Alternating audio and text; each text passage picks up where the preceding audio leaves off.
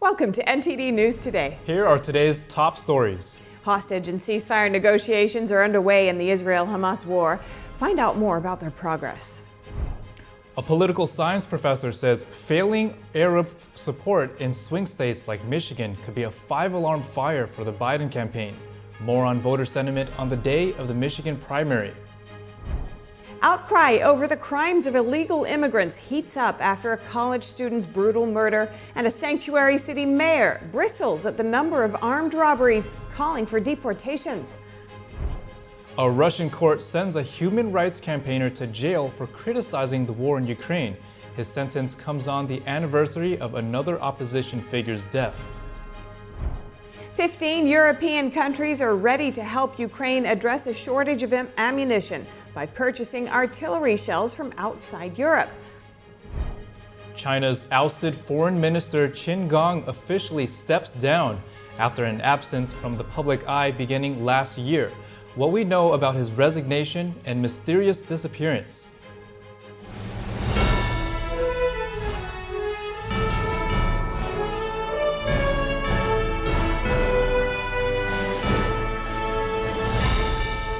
This is NTD News Today, live from our NTD Global Headquarters. Here are Stephania Cox and Chris Beers. Hi, I'm David Lamb. I'm sitting in for Chris Beers. And to begin the show, we open with the latest updates on the Israel-Hamas war.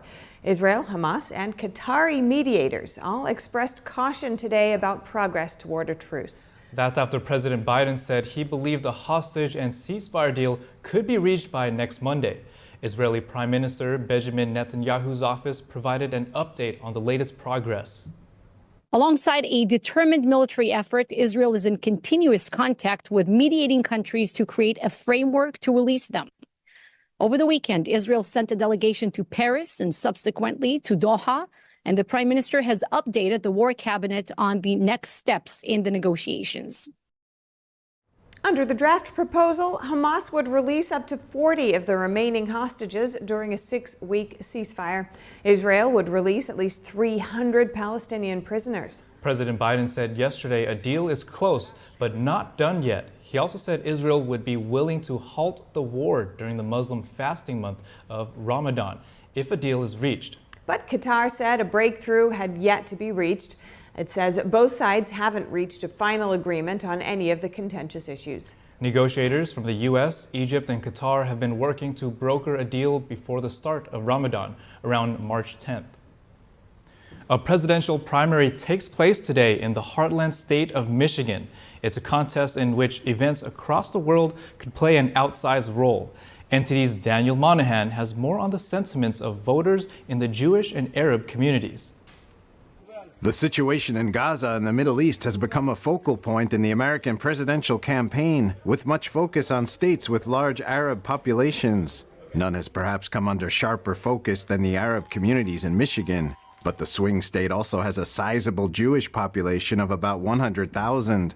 Michigan resident Carol Plissner says there is no consensus in the Jewish community on whether Democrats or Republicans serve their interests better. The professor says Israeli culture is deeply embedded in American Jews. So when Israel hurts, American Jews hurt. And I think that there is a very divided feeling among American Jews about the current political status in the United States. Plissner feels President Biden's response to the Hamas terror attack was helpful and supportive at first, but has since become more questionable.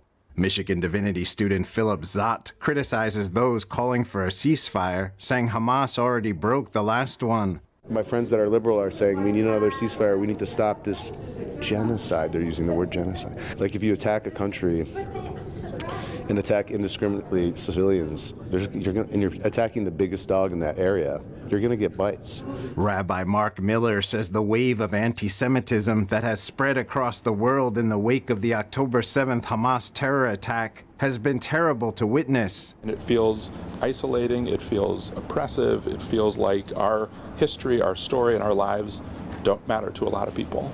As some in the Jewish community contemplate their political loyalties, others in the Arab community who once supported Biden are now turning against him. Michigan is home to over 300,000 Arab American and Muslim voters.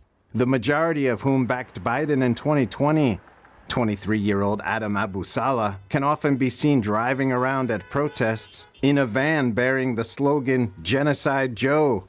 The organizer says the Muslim community is disgusted by what he says Biden is doing. And right now, as our family is being bombed, he can't even say that they deserve to live in peace and dignity. But rather than that, he's sending more bombs. He's sending more, more weapons to bomb Palestinian children and women and innocent men. Pro-Palestinian organizer Amanda Saab won't be voting for Biden.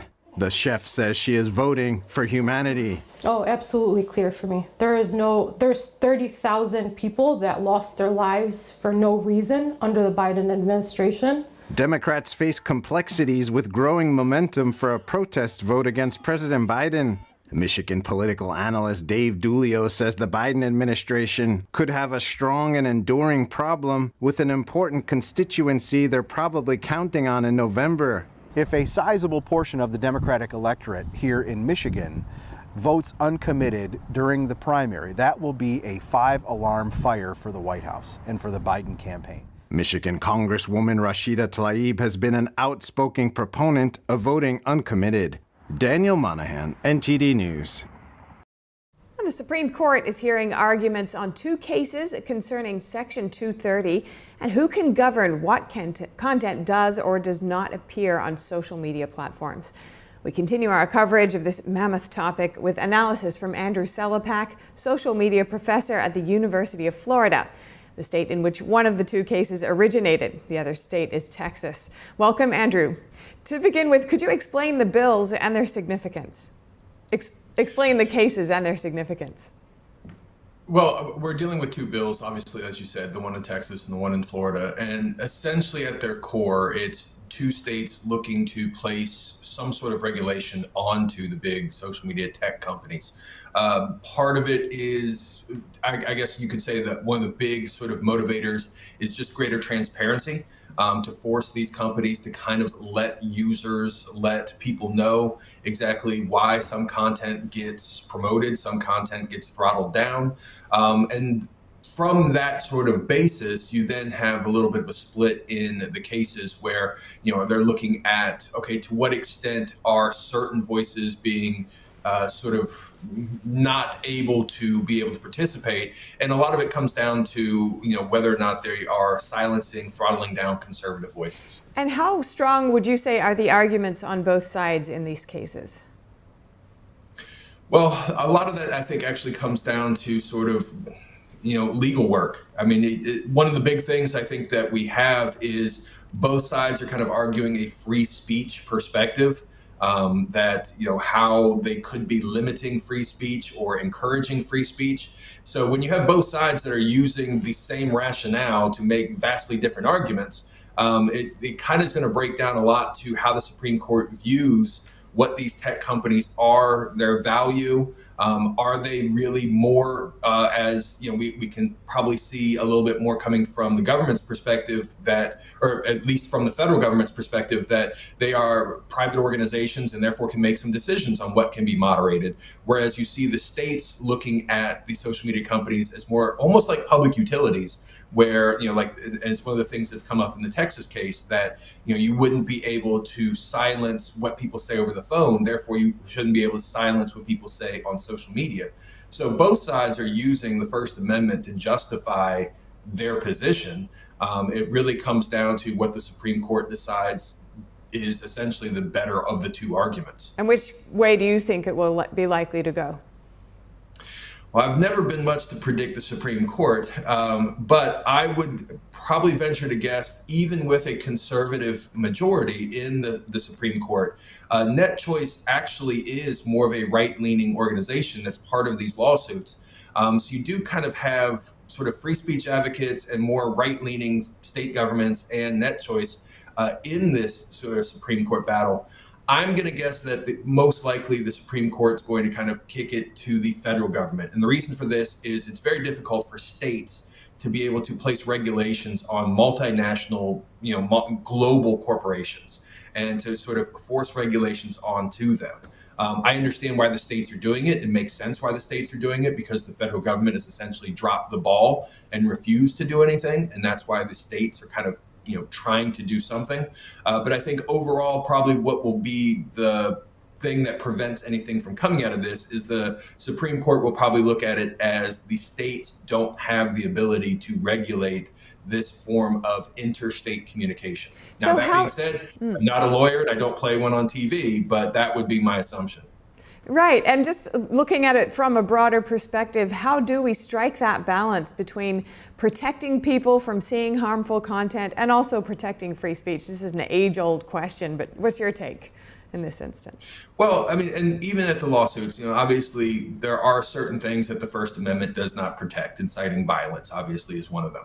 But this is kind of one of these things where, because the federal government hasn't done anything to really place any regulations, any stringent regulations since the 1990s with the Communications Decency Act, the tech companies essentially been allowed to make whatever decisions they want, regulate what they want, moderate what they want, deplatform people, demonetize people, depending on the platform. And again, this is because the federal government has really kind of relinquished their ability to regulate. And to a large extent, the toothpaste is really out of the tube to a large extent. It's going to be very difficult to do anything with this in terms of how these tech companies are operating in the social media sphere, which is why I think it's also vital for us to understand, especially with some recent news stories, that we're kind of heading down the same path with AI, where we're allowing these tech companies to make decisions that are going to have tremendous influences on us. And we're doing, again, almost nothing to place any restrictions, regulations, or break up the monopolies that these same tech companies have on this new way, this new technology, this new form of communication with AI. Yeah, thank you so much, Andrew Selepak, social media professor at the University of Florida. Great to hear your insights. Thank you. And Manhattan prosecutors are seeking a gag order in former President Trump's so-called hush money case. District Attorney Alvin Bragg's office filed requests yesterday asking a judge to stop Trump from making public comments about witnesses and others and to restrict the identities of jurors. Bragg's office says Trump's comments have already resulted in hundreds of threats and allege his remarks could cause disorder and prejudice in the next month's trial. NTD's Jeremy Sandberg has more on Trump's legal cases.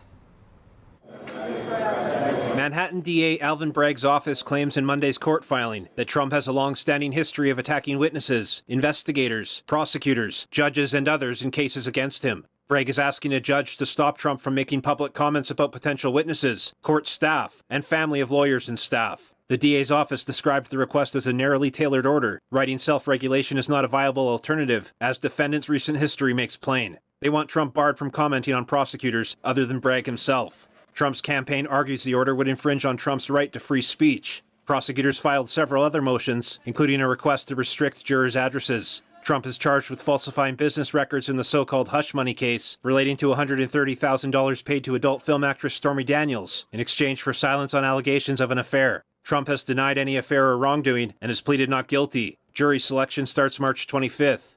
The New York Times told CNN Monday Trump has paid it $392,000 to cover legal fees from a failed lawsuit against the newspaper and its journalists. That was over the media's probe into Trump's finances and tax records in 2018. A judge granted a motion to dismiss the case last year, ruling the journalists were protected by New York's Constitution. He ordered Trump to pay last month.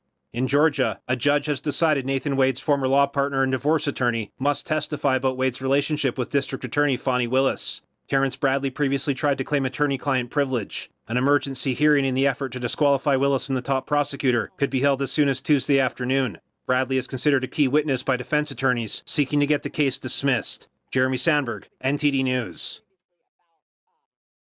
A majority of Americans now support building a wall along the U.S.-Mexico border. That's according to a new poll showing a historic level of people now approve the measure.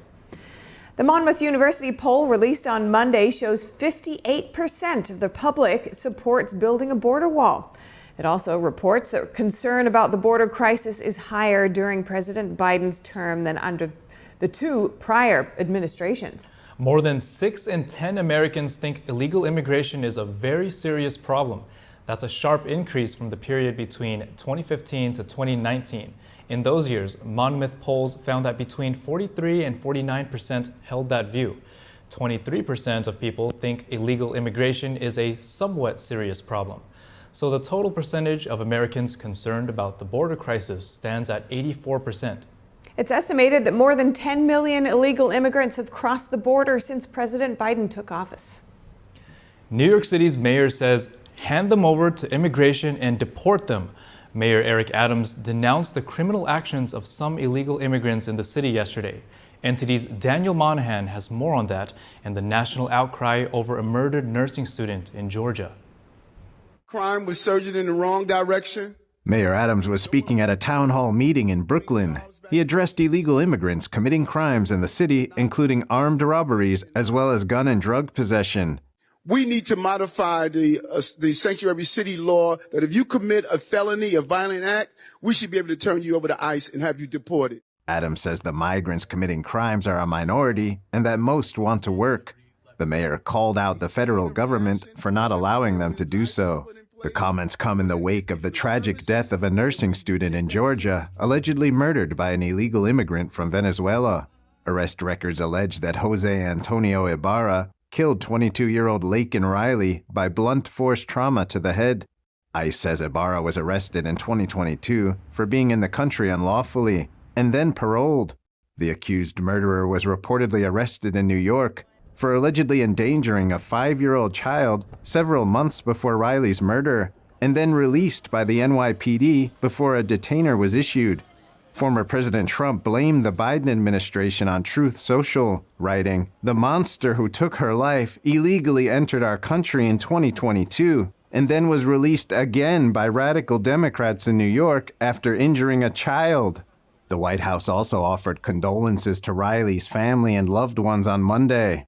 Biden had been criticized online for what some perceive as his slow reaction to Riley's death. The X-account End Wokeness posted 27 posts from Biden about George Floyd, 0 posts from Biden about Laken Riley. Did her life matter, Joe Biden? And Breaking 911 wrote on Sunday, "It's been 4 days since 22-year-old Laken Riley was found bludgeoned to death by a Venezuelan man who illegally crossed the border in 2022. Still no word from the White House or President Biden."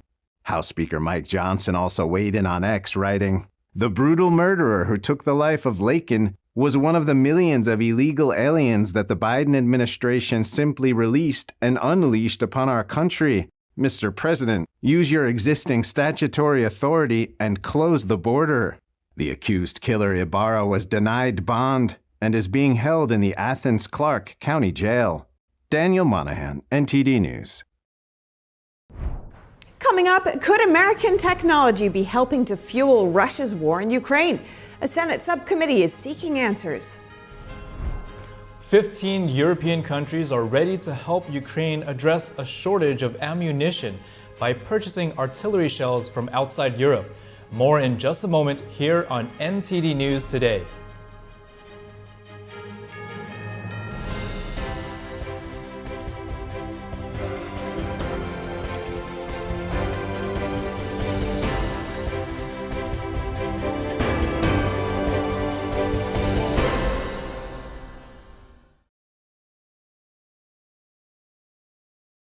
Ancient Scandinavians, often referred to as the Vikings, might not have been so simple and barbaric as they've been portrayed for the last decades.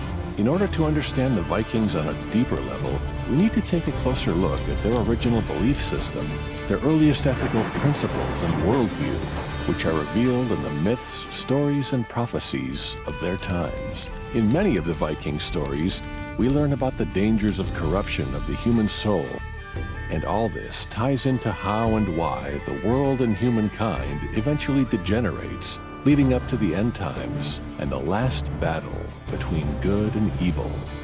In this episode, we're going to take a look into the inner world of the ancient Scandinavians and get acquainted with two of their most central tales that reveal their guiding principles for humankind, both for themselves as well as for mankind in modern times.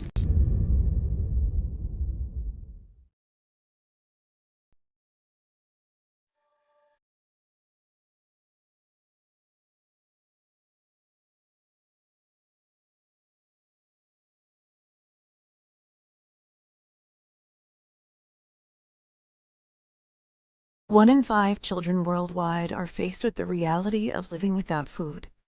No family dinners, no special treats, not enough energy to play. All around the world, hunger is affecting children's physical and mental health. Toddlers are suffering from acute malnutrition, which stunts their growth. Kids are forced to drop out of school so they can help support their families. Conflict, inflation, and climate have ignited the worst famine in our lifetime. And we are fed up. Fed up that hunger devours dreams. Fed up that hunger destroys joy. Fed up with the fact that hunger eats childhood.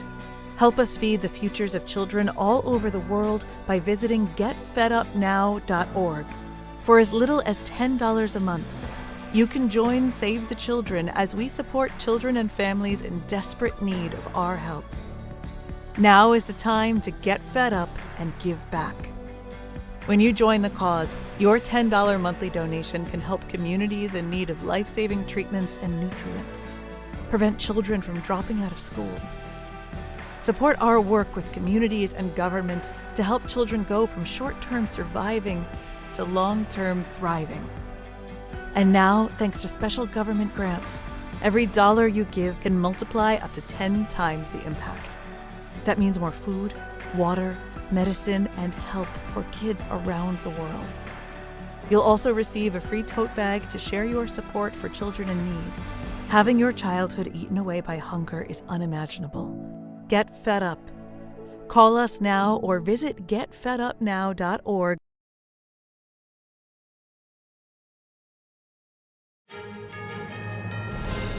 A Russian court today convicted a veteran human rights campaigner who criticized the war in Ukraine. His 2.5-year prison sentence comes amid the recent death of opposition leader Alexei Navalny. Oleg Orlov said the case against him is politically motivated. In his closing statement, he declared, "I don't regret anything and I don't repent anything."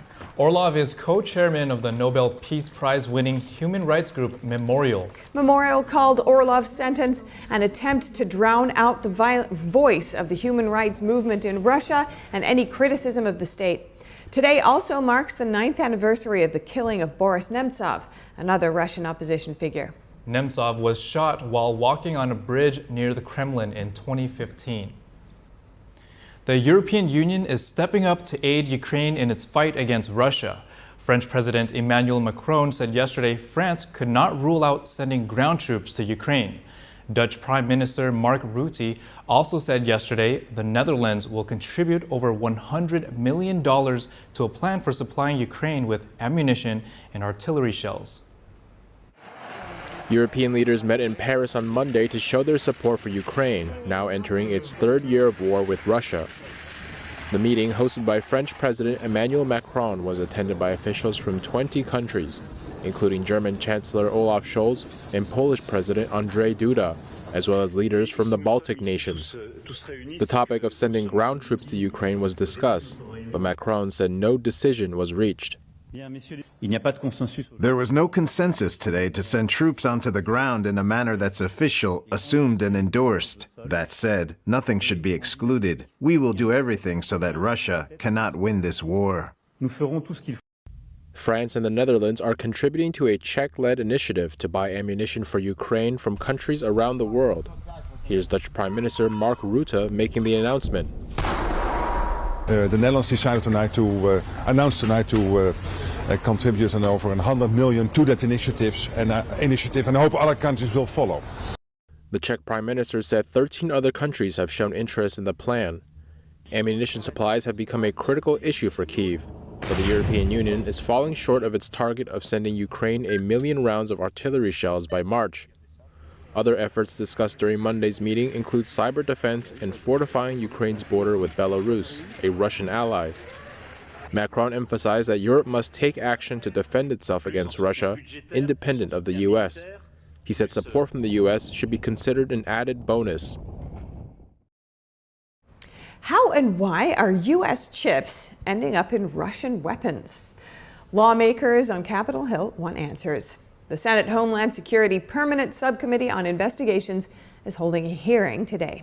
A panel led by Senator Richard Blumenthal will hear from experts and review new data about how Moscow is using American technology in the war in Ukraine. The panel has sought information from 4 large U.S. semiconductor makers: Advanced Micro Devices, Analog Devices, Intel, and Texas Instruments. The panel said these companies had significantly increased exports to countries that could be used by Russia to evade export controls. Blumenthal's office said American-made chips have been found in a range of equipment used by the Russian military, from drones and radios to missiles and armored vehicles. Let's turn to the hearing now. Just 3 days ago, I sat across from President Zelensky in Ukraine, along with my colleague, Senator Hassan, and 3 other members of the United States Senate. As I sat across from him, what I saw was a steely determination to continue to fight. And that determination is shared by the Ukraine people overwhelmingly. Their courage and strength, again, on this 5th visit, inspired me anew. President Zelensky handed me a folder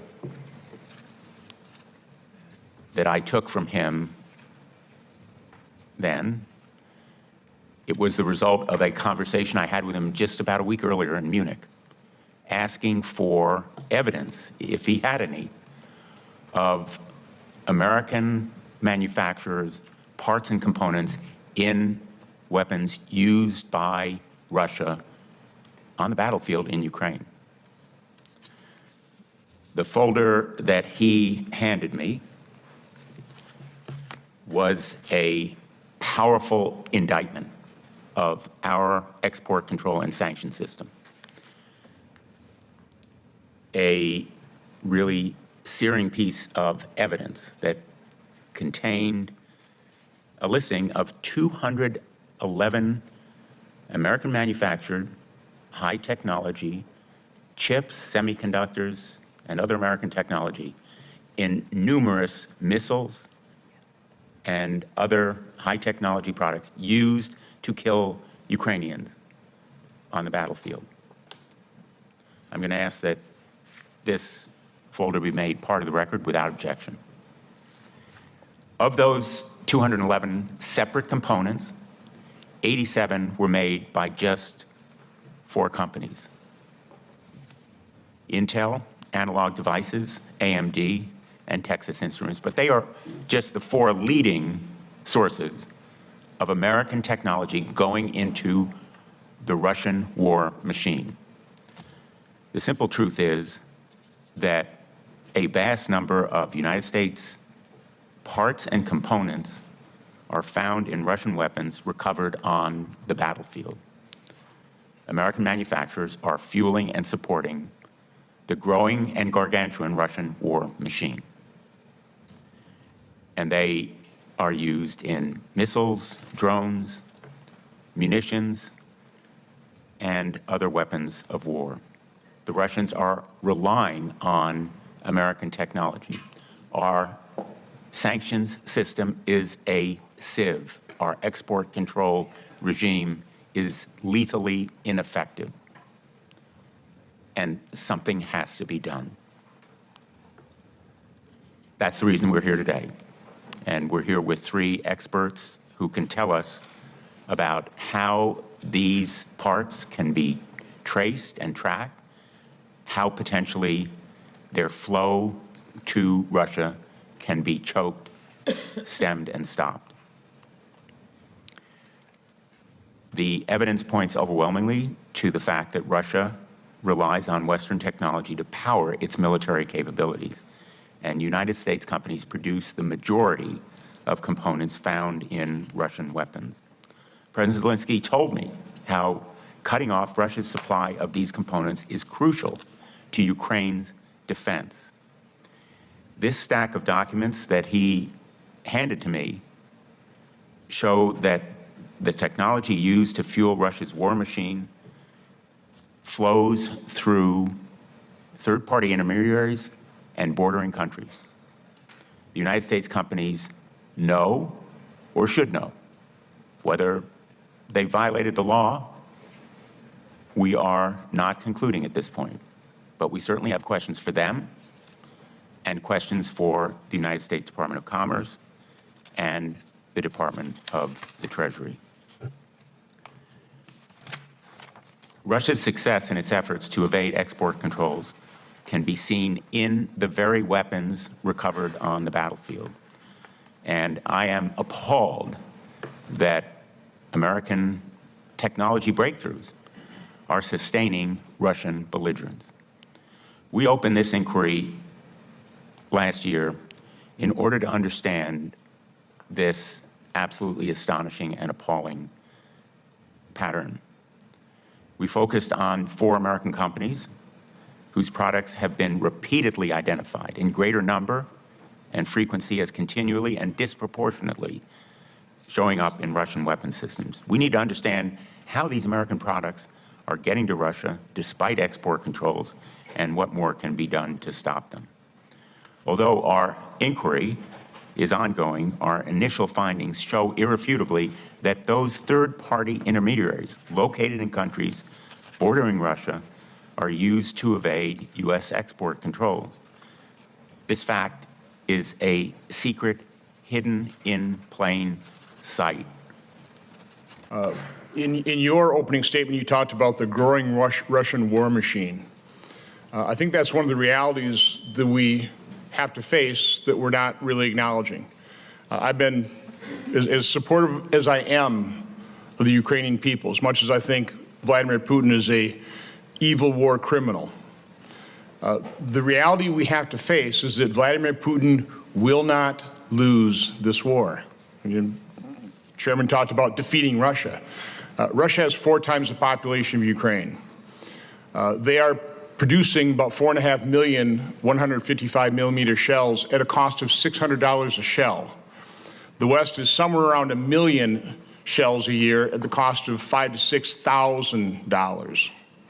We ought to be doing oversight on that as well, but that's a separate issue.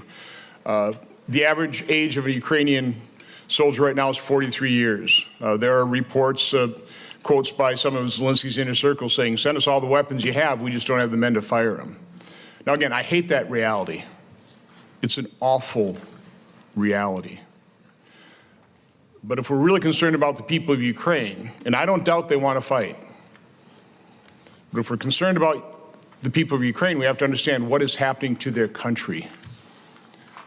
Somewhere around 100,000 dead, killed in action, civilians, probably more on the Russian side, 500,000 total casualties on both sides.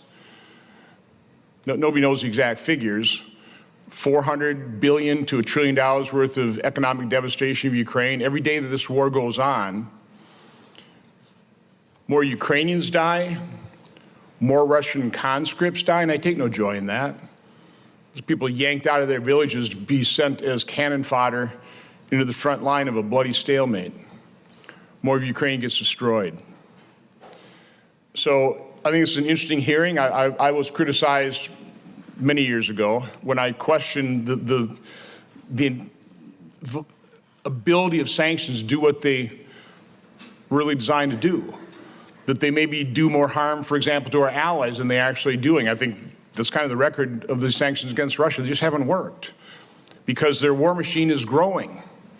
You know, some of the justification for spending $60 billion on funding Ukraine is, oh, it's really not going to Ukraine. It's going to build up our military-industrial complex like it needs more building up. It's going to create jobs in our state. I think that's a pretty depraved justification for supporting Ukraine. So again, we need to look at the reality situation. I know our witnesses here will say that there's all kinds of things we can do to, plug the holes. I doubt it. I saw the chart there. It'll just be Huawei. It'll be other people supplying these things. You have to recognize that reality. I don't like it. But if we're going to drive policy, we need to recognize the reality of things. We keep pushing Russia. They have nuclear weapons. I think our policy ought to be, how do we start reducing tensions in the world? And I would argue that the best way to do that is for America to be strong. And it starts with addressing our debt and deficit. It's out of control. It starts with securing our borders. not letting military-age men from China, from 150 different countries all over the world into our country unopposed. It's about using our fossil fuel resources rather than artificially drive up our energy costs. It's about stopping deficit spending so we don't continue to drive inflation. That's how you strengthen this country. That's how you make the world a more secure place. So we need to start facing those realities. And as interesting as this hearing may be in terms of, sanctions being evaded, they're always going to be evaded. You plug one hole, another hole is going to be opening up. It's going to be whack-a-mole. So it's a reality we have to face. But we better start facing reality if we're going to start producing public policy that makes any sense in this country whatsoever. Thank you, Mr. Chairman. Coming up, Sweden clears the final hurdle to joining NATO, leaving behind 2 centuries of neutrality. Soldiers there say they look forward to being a part of the military alliance. And Ukrainian teenagers adjust to new lives in Poland. A community center helps them connect with their Polish peers. We'll have the details soon when we return.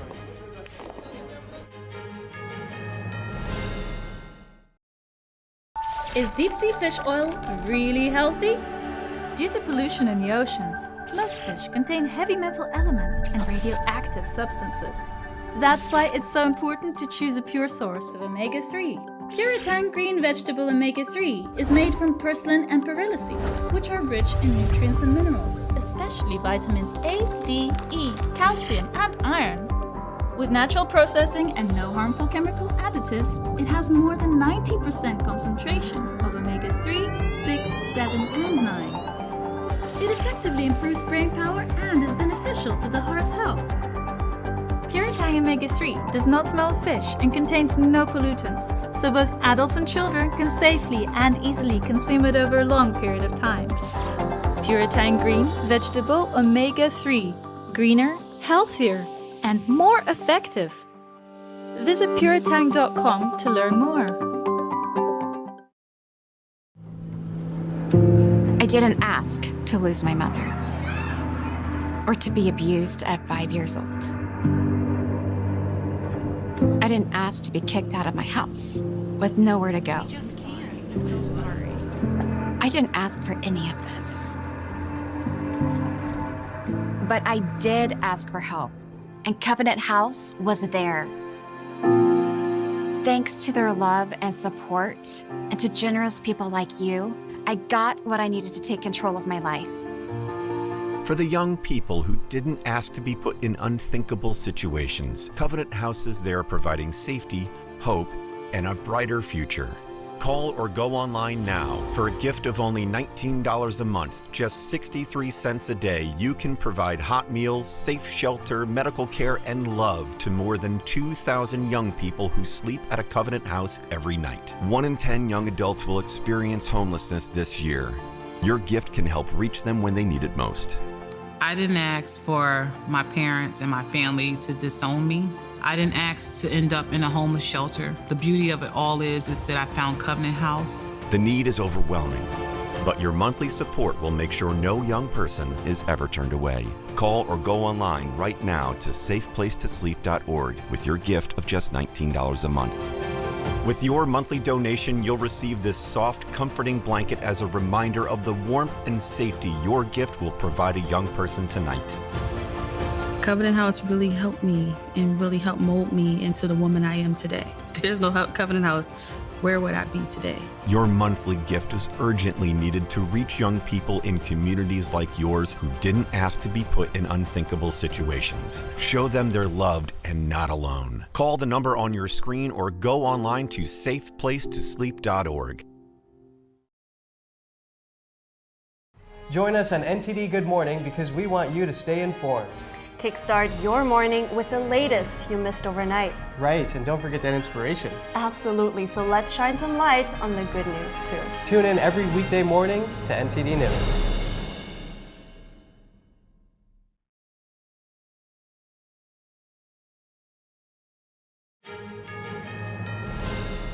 Continue our coverage now of the Senate hearing on American-made chips and Russian weapons. A panel led by Senator Richard Blumenthal is hearing from experts and reviewing data on how Moscow is evading export controls intended to block it from using U.S. technology in the war in Ukraine. Let's take a look. It is really a great honor to be here today. Thank you very much for having me and us. My name is James Byrne. I'm the Director of Open Source Intelligence and Analysis at the Royal United Services Institute. RUSI is, as you kindly introduced us, a very old institution. We were established in 1831 by the Duke of Wellington after the Napoleonic Wars. Today we're independent, but for almost 200 years we've worked on questions of military sciences, questions on how to fight and win wars. And today we do many other things than direct military sciences. We do intelligence work, open source intelligence work, financial crime, and a range of other portfolios. Since the war started in Ukraine, Russia's invasion of Ukraine, we have been engaged in work in country. Several members of the Royal United Services Institute have been there many times doing a range of different pieces of work. But one of those pieces of work has been to look very closely at Russian weapon systems, how they're built, and to look at the components within them. When we were first in country, and this was very early on in the nature of the war, the invasion went very badly for the Russians. They expected an easy victory, and they were met with indomitable resistance. They lost huge volumes of platforms, electronic warfare complexes, signals intelligence complexes, tactical radios, missiles were shot down, UAVs were captured. Across this huge range of platforms, we got to look inside of them, and so did a number of other people. What was shocking was that all of these systems that we saw were built with our technology. It is not just US technology, it's technology from the United Kingdom, from the Netherlands, from Germany, from a range of Western countries and our partners and our allies. Nobody had ever seen inside Russian weapon systems before, at this scale, across this breadth. It was something that we hadn't even an inkling of, even during the Cold War. And I think that reality is really quite shocking, that despite all of the rhetoric of the Russian government about import substitution and independence, they rely on our technology to build systems that are designed to threaten us and our allies. Now, irrespective of the progress of the war in Ukraine or, the particularities of the situation on the ground, my belief, and I know many of my colleagues, is that we should do our utmost best to prevent our technology being used in weapons that are designed to kill us and our friends. And this is not simply just a question about Russia. You will hear testimony, I think, later today, but it is not just Russian weapon systems, it's Iranian platforms. It's very recently North Korean platforms. It is technology that fits into those systems that the Russians cannot simply replace. They cannot easily go to other manufacturers of these components because our countries are the most sophisticated manufacturers of these things, and companies themselves create specialized things that are designed to have these roles. Modern weapons platforms cannot work without these things. They are the brains of almost all modern weapons platforms, from precision munitions to missiles to radios to electronic warfare complexes. And so, in that sense, we have great leverage over our adversaries. Now, sanctions are difficult to enforce. Export controls are difficult to enforce, and that is true. We see those components in those weapons platforms. But because it's difficult, it doesn't mean that we should not do it. In fact, we should try our best to make it happen. And of course, there is a selection bias here in that we do not see the shipments of components that we stopped, the vessels that we interdicted, the people that we arrested, because those components never made it, and they never got into those platforms, and they never killed Ukrainians, and they were never used. I know from my experience that that has happened many times. And I think we can do more, and we should do more. And it is not just the role of the United States, it is the role of the United Kingdom. We've been close allies and partners on this for a long time. It is the role of the European Union. It is the role of our friends in Japan and South Korea and Taiwan to assist with this. And we should have active and as program as possible to prevent this happening. And one last thing before I finish is it's not just a question about microelectronics, it's a question about all sorts of technology that our adversaries need. It's carbon fiber, it's polymers, it's lenses, it's cameras. It's a huge range of different aspects of this story. And if we can prevent them, if we can stop them, as best we can, we help the Ukrainians and we help ourselves from fighting an adversary with our technology down the line. And Sweden yesterday cleared the final hurdle to join NATO after Hungary's parliament approved its accession. Swedish soldiers said today they're excited to join the military alliance. Sweden abandoned its non-alignment policy after Russia's invasion of Ukraine in 2022. The Scandinavian nation hasn't been at war since 1814. The country will play a role in simplifying defense planning and cooperation on the alliance's northern flank. Sweden also brings resources such as cutting-edge submarines tailored to Baltic Sea conditions. It's a historic step that we leave the policy of neutrality that has served us well for a long time. But with the current security situation in Europe, it's the right way to go, so I think it's good that we're taking this step. The nation also has a sizable fleet of domestically produced fighter jets. Sweden's military spending should reach NATO's threshold of 2% of GDP this year. Hungary's president and head of parliament will sign the ratification in the next few days. Russia's invasion of Ukraine more than 2 years ago forced many to flee their homes and family and build a new life in another country. Around 165,000 Ukrainian teenagers are now living as refugees in Poland. NTD's Andrew Thomas has more on how a local community center is helping these teens adjust. 15-year-old Andrzej Nanka warms up before sparring with other Ukrainian teenagers at this Polish boxing club in Gdańsk. He sought refuge in the country following Russia's invasion of Ukraine. His father had to stay and fight. My city is under fire a bit because it's near Russia. Actually, not just under fire a bit, but a lot because it's near the border. So, of course, I'm afraid. Sometimes I can chat with my friends on such topics. Some are settling down in this seaside town on the Polish coast, far away from the fighting. They gather in a community space where they can play board games, billiards, and ping pong. Most of all, they can connect with their Ukrainian and Polish peers in a safe place and feel like teenagers. I think growing up has been sped up because of the war. I have matured much quicker. I think maybe in Ukraine it would be similar, only I would be growing up in a different way. But I am certain I grew up much faster since I came to Poland. Dostan Suski works as a psychologist here. He says the arrival of Ukrainian teenagers had led to tension with their Polish peers. But 2 years on, the relationship is slowly improving. I remember at the beginning we had a situation when the tension, the arrival of Ukrainian teenagers, the exchanges between the teenagers from Ukraine and teenagers from Poland all built up a big tension. We often had various conflicts, sometimes even fights. But all of this came from a lack of knowledge, from not getting acquainted with each other. Denis Proslavsky, a 15-year-old from Odessa, agreed. He says adjusting in Poland has been difficult, and he has spent a lot of time depressed. The beginning time in Poland was for me, for my family.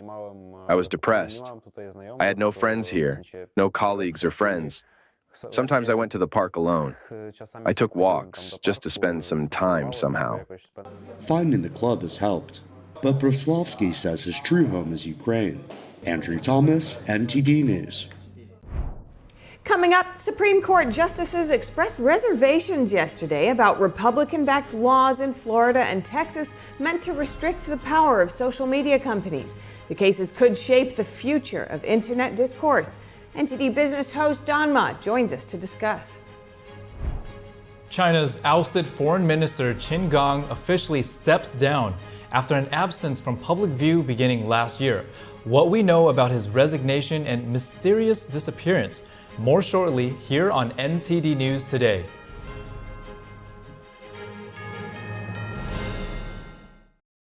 The highest art is beautiful, breathtaking, timeless, and moving. Experience history. Inspired by the divine. Experience Shin Yun. Bars should lock up criminals, not your back. Don't get the shakedown from lesser spine surgeons who utilize screws, rods, and disc replacements. At Bonatti, no hardware is ever used. 65% of patients come to us after receiving failed back and neck surgery at other facilities. With 98.75% patient-reported satisfaction, you don't have to be a prisoner to your pain. Bonatti succeeds where others fail. Visit AskBonatti.com. The biggest investigation in FBI history. There are more than 1,100 arrests. I sacrificed my dream job to share this information with the American people. Those involved must be held accountable. He's an innocent man. It's going to change narratives no matter what your political perspective is. Hello, I'm Mike Lindell, and I'm here to tell you about my new product from MyPillow, towels that actually work. Watch this absorbency test. Here's another towel that we randomly went out and bought. Here's one of my towels with the nice design. I don't know if you can see this, but you could line a swimming pool with this. I mean, this is crazy. Get rid of it. Towels that actually work. What a concept. I'm interrupting this commercial to let you know you can get our 6-piece My Towels, regular $69.98, now only $29.98. Or you can save 25% on our brand new kitchen towels, made with the same technology as our famous My Towels. Also, we have bath sheets, bath towels, washcloths, hand towels, and so much more. And the best part, with your promo code, your entire order ships absolutely free. So go to mypillow.com or call the number on your screen. Use that promo code to get deep discounts on all My Towels. And for a limited time, your order ships absolutely free. There's always a searching process for beauty. You know it when you see it.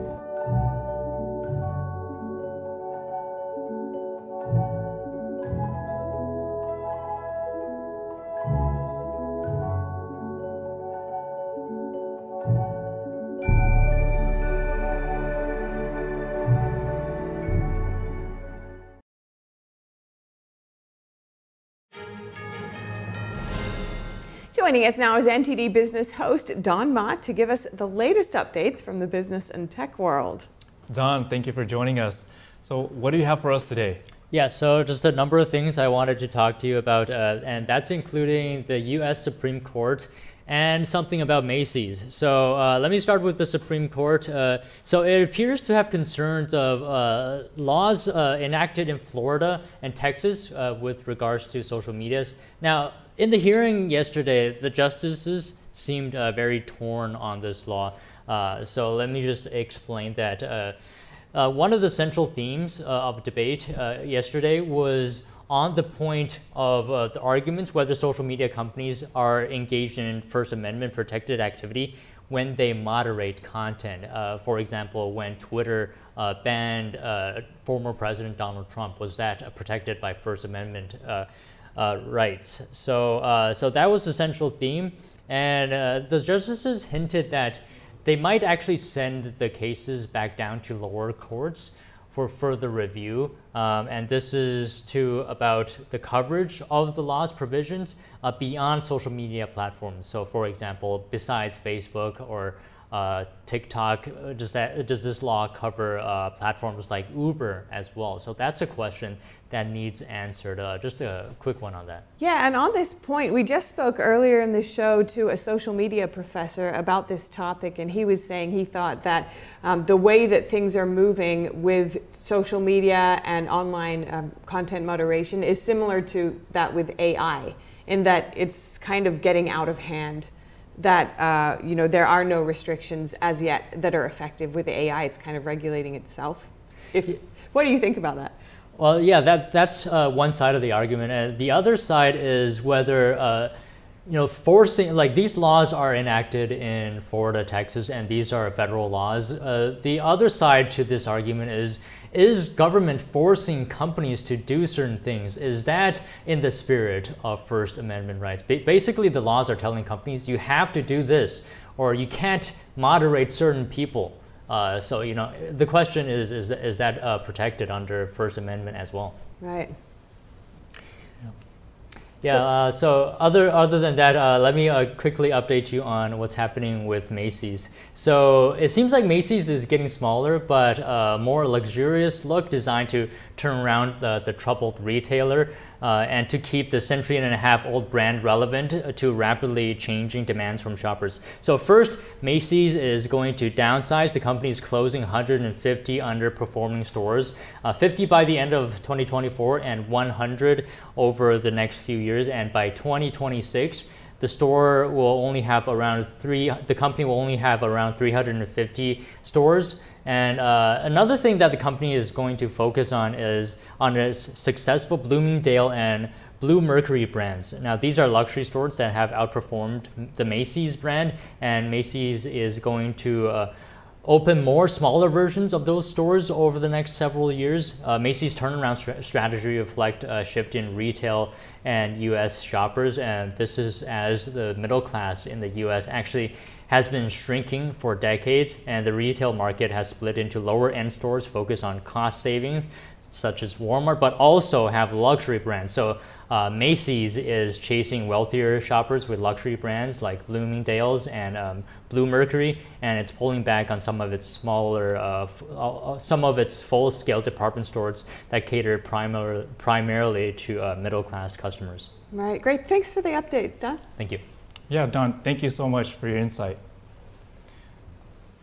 Now, the former Chinese foreign minister went missing, is back. He's now back in the headlines. The diplomat Qin Gang has resigned from the national legislature, according to Chinese media reports. Qin disappeared from public view last June.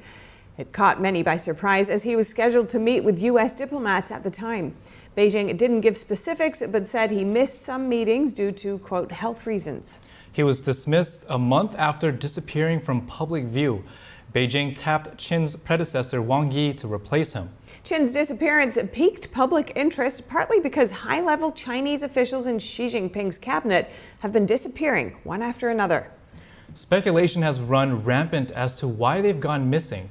The officials' ousters are believed to be signs of political friction inside the Communist Party. All right, and if you have any news tips or feedback for the show, please feel free to email us at news.today@ntd.com. And be sure to stick around for NTD Newsroom at 2 p.m. Eastern. We'll cover more stories from the U.S. and around the world.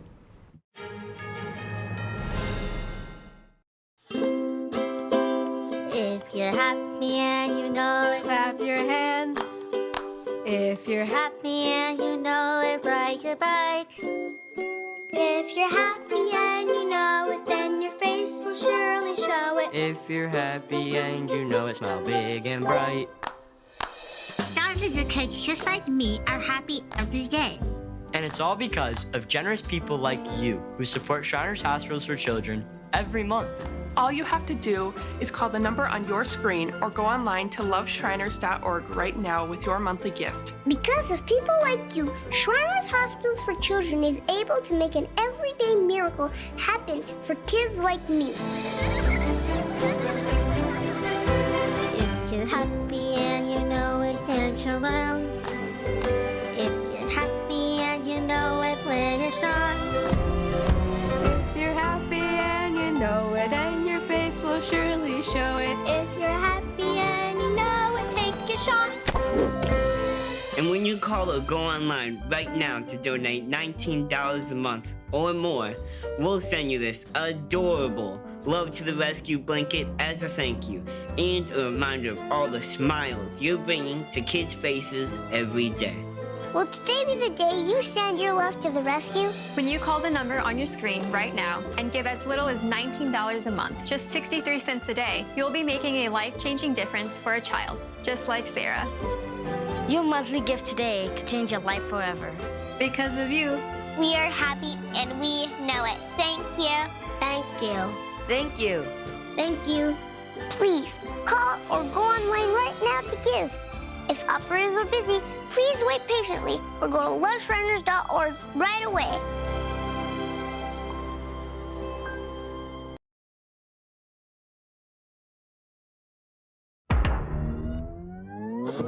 Tired of scrolling Netflix? Trying to find something that's worth watching? Want to skip the censorship in mainstream media? Well, now you can with Epoch TV. New exclusive content every day with over 100 never-before-seen movies, films, and documentaries. Available and streaming now at your fingertips. For a limited time now, you can get 60% off Epoch TV by subscribing or upgrading to a yearly plan. Plus, get an additional $10 credit to rent featured movies on Epoch Cinema today. Skip mainstream narratives and find quality family entertainment from the comfort of your very own home. Say no to big tech and subscribe to Epoch TV.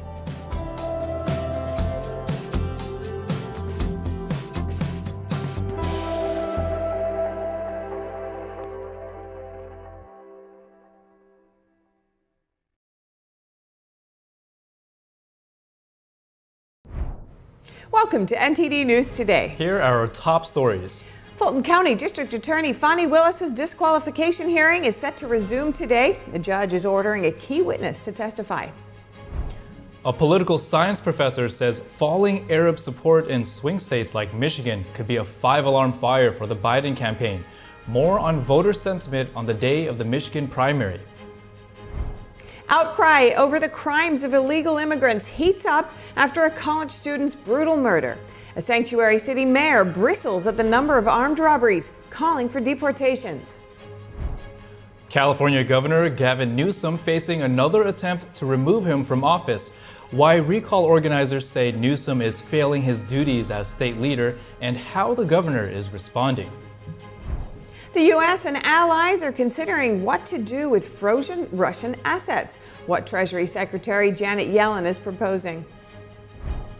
China's ousted Foreign Minister Qin Gang officially steps down after an absence from public view beginning last year. What we know about his resignation and mysterious disappearance.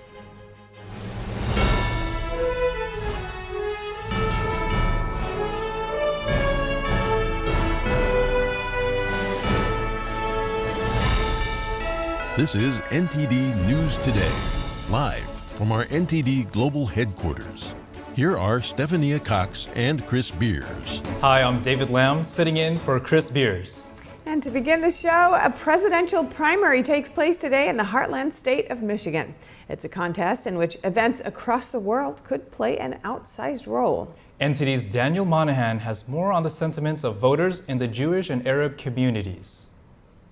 The situation in Gaza and the Middle East has become a focal point in the American presidential campaign, with much focus on states with large Arab populations. None has perhaps come under sharper focus than the Arab communities in Michigan, but the swing state also has a sizable Jewish population of about 100,000.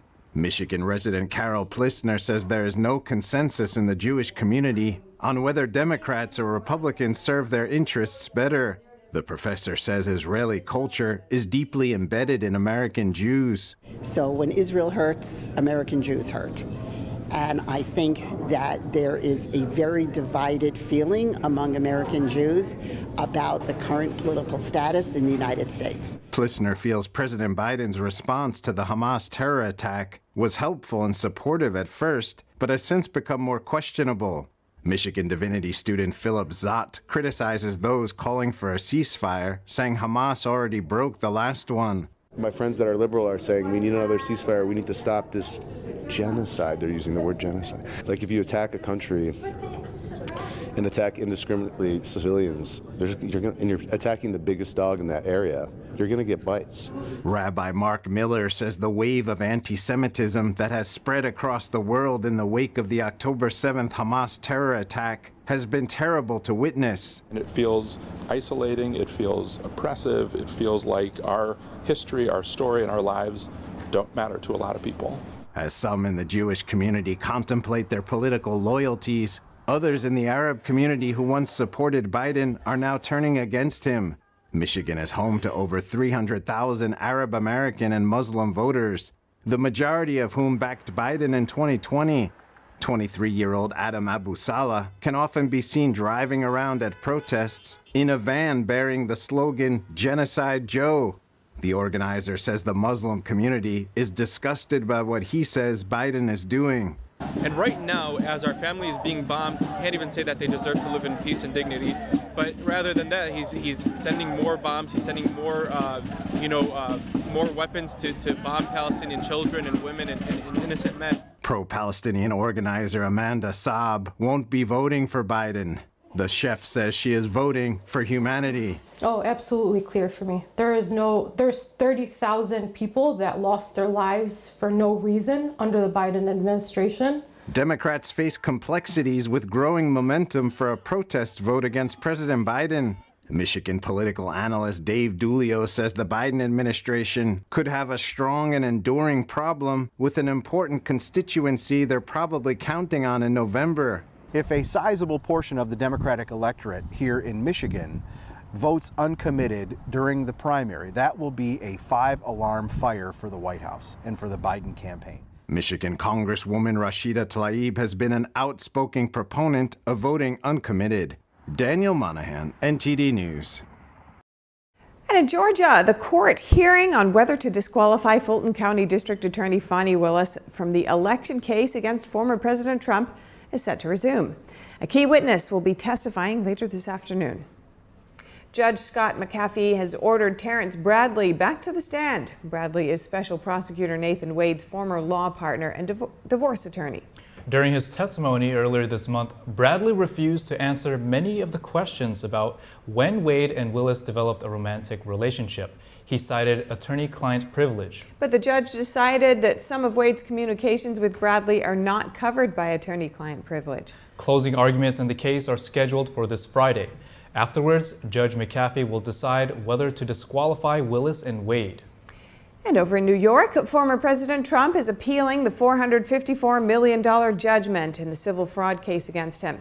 The penalty and terms of repayment could severely threaten his cash reserves as he seeks another term in office.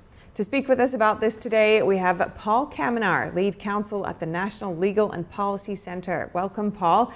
How is the former president's appeal likely to go, do you think? Well, he filed his notice of appeal yesterday, and he has until March 25th to post the $454 million bond in cash in order to appeal it. Otherwise, Letitia James can start collecting on it and selling his assets to get it. So his first hurdle is to come up with that amount of money.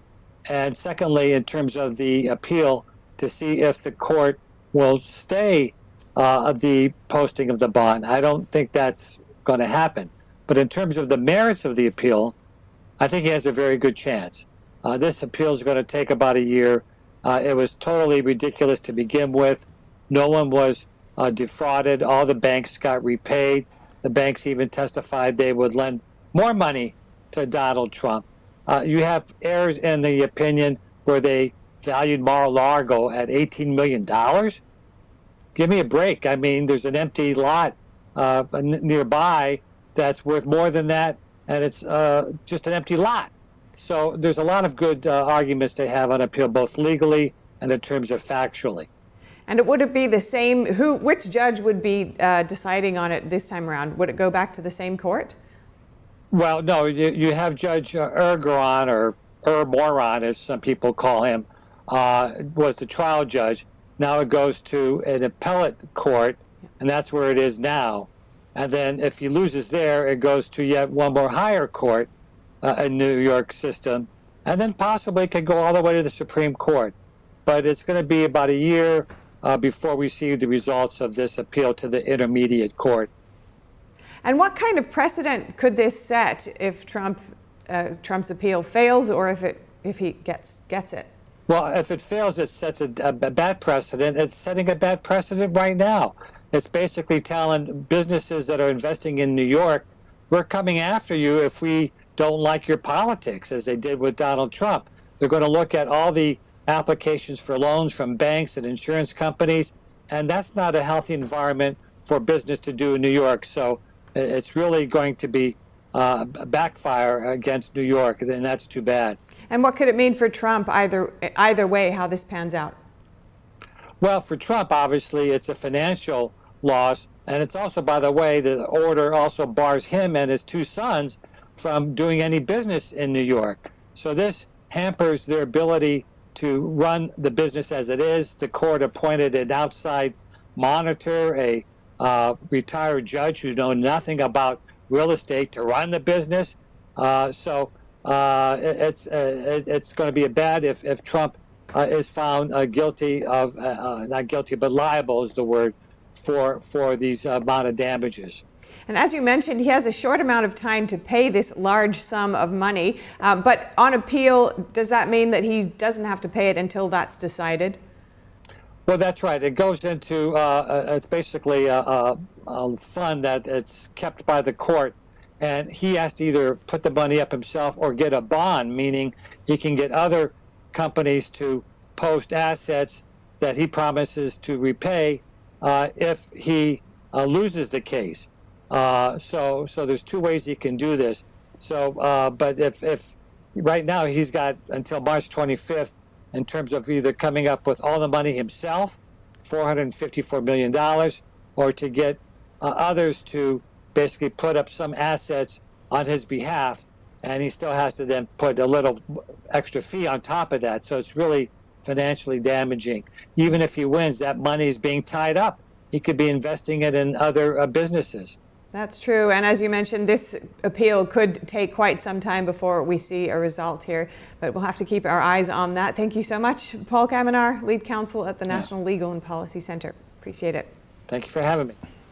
New York City police officers arrested dozens of protesters at Rockefeller Center yesterday as President Biden attended an interview in downtown Manhattan. Demonstrators were calling for a ceasefire in the Israel-Hamas war, chanting slogans like "Not in our name." Biden was making a rare appearance to mark the 10th anniversary of the Late Night with Seth Meyers show. He joked that a potential 2024 endorsement by Taylor Swift is classified. The president addressed his age, saying he's about as old as former President Trump. He also took the chance to criticize his GOP rival over policy and January 6th. Biden has given 33 news conferences and 86 interviews during his first 3 years as president. At 81 years old, he's the oldest sitting president in U.S. history. And New York's legislature voted against proposed new congressional district lines. The map was devised by the state's Independent Redistricting Commission, which is bipartisan. Several Democrats in New York are concerned it doesn't change the district lines much in New York City's suburbs. Those areas are expected to be potential battlegrounds in November. The Democratic-controlled legislature will now draw its own map, but that could trigger litigation over gerrymandering accusations. Right now, New York is using a district map overseen by a state judge in 2022. It reflects changes in the 2020 census. Democrats did not want that map used for more than one election. It could be more difficult for independent candidates to get on the Kansas ballot this year. Robert F. Kennedy Jr. is threatening to sue the state over HB 2516. It's a bill that would raise signature requirements by 4 times. I spoke with Jeff Louderback, a reporter with the Epoch Times, for insight. Jeff, thank you for joining us. Now, why is RFK Jr. dissatisfied with this Kansas bill? Well, in Kansas right now, an independent candidate for any statewide office, and that includes federal office, needs 5,000 signatures to get on the ballot. What the Kansas House has passed, and now it's off to the Kansas Senate. And then if it passes the Kansas Senate, it would need to be signed by their Democrat governor. But if all that happens, 21,000 votes, or 21,000 signatures would be required to get on the ballot for an independent. And that's obviously a lot more of an effort than 5,000. What's the reason Kansas chooses to increase the number of signatures needed? Well, the speculation is Kansas is considered a red state, but Laura Kelly is a Democrat governor, and the last 2 elections that she's won, an independent has impacted the race. An independent and third-party candidates have impacted the race in the view of Republicans who lost. So it's all about politics, and that's the reason they speculate. Pundits are speculating that's why they want this bill to go through. Whether Governor Kelly would sign it and whether they'd have the votes to override her veto if that happens remains to be seen. Is Kansas a crucial state for Kennedy to win in order to have a winning shot for the presidential election? Well, I don't know if it's crucial to whether he wins or not, but the whole purpose right now is he has challenges that obviously the Democrat nominee and the Republican nominee don't have. He has to get a lot of his fundraising, a lot of his efforts have to go towards getting on the ballot in all 50 states and the District of Columbia. That takes a lot of time, a lot of money. He believes it's going to cost as much as $15 million for all the efforts to get on the ballot. So whether Kansas, he would need that. Obviously, for an independent, a candidate that faces odds, every important. But it's more about ballot access right now. He just sued the Maine Secretary of State, and the purpose of that is to collect signatures at the polling places during the primary. And his attorneys point out that last November, Republicans and Democrats were allowed to do that. And also that he's not on the ballot yet, so they can't say he's a candidate trying to collect signatures because he's trying to get on the ballot, which I find interesting in itself. So there's lawsuits about anything and everything. He originally sued the state of Utah and won that, and that was the first state he appeared on the ballot. He sued them back in, I think it was January, and the purpose of that is the deadline, because the state of Utah moved up the deadline for independents and third parties, and the Kennedy campaign argued that was unconstitutional. The lieutenant governor of Utah reversed the decision. So there's been multiple lawsuits about multiple topics. They all center around ballot access, and they expect more to happen. It's, end of February, a long way before Election Day. So I think there's definitely going to be more litigation. All right, Jeff Louderback, a reporter with the Epoch Times. Thank you so much. It was great seeing you. Thank you for having me on. Coming up, the latest pre-trial moves in former President Trump's New York and Florida legal cases. The former president tries to block testimony from coming into the New York hush money trial, and special counsel Jack Smith pushes back on Trump's request for more evidence in the classified documents case. Our legal correspondent has the updates. Tennessee lawmakers move to restrict LGBT flags in public school classrooms. More on the bill and the disruption that occurred during the hearing.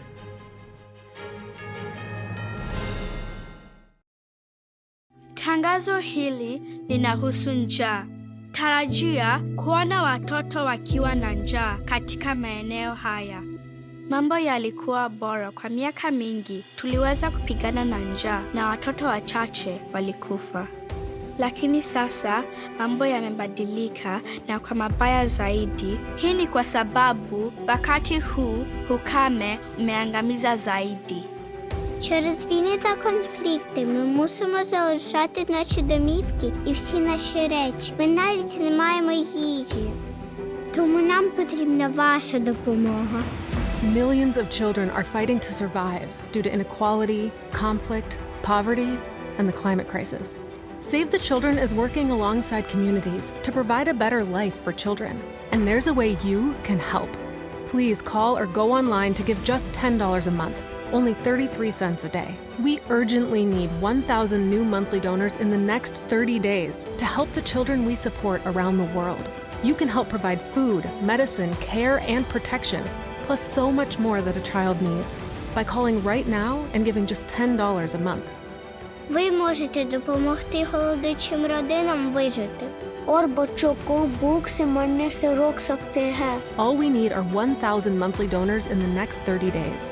Please call or go online now with your monthly gift of just $10. Thanks to generous government grants, every dollar you give can have up to 10 times the impact. And when you call with your credit card, we will send you this Save the Children tote bag as a thank you for your support. Toto kote duniani Потребують вашої допомоги. Your small monthly donation of just $10 could be the reason a child in crisis survives. Please call or go online to hungerstopsnow.org to help save lives today. Ancient Scandinavians, often referred to as the Vikings, might not have been so simple and barbaric as they've been portrayed for the last decades.